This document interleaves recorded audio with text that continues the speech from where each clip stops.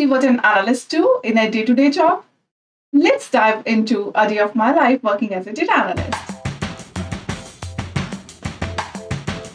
My day typically starts at 9 a.m. and it's all about problem solving. I might be assigned a project like creating a dashboard, figuring out a metrics, or creating a report. And the big task that I need to do first is prepare data.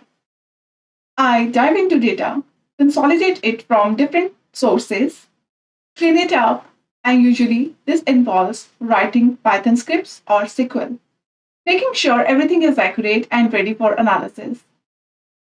Once the data is ready, I dig into the analysis phase. This is where I use my statistical knowledge to prepare data for meaningful insights.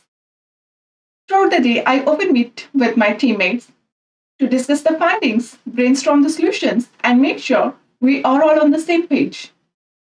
As the day wraps up, I focus on creating beautiful charts and dashboards. Eventually, the dashboard becomes ready to be used by the stakeholders.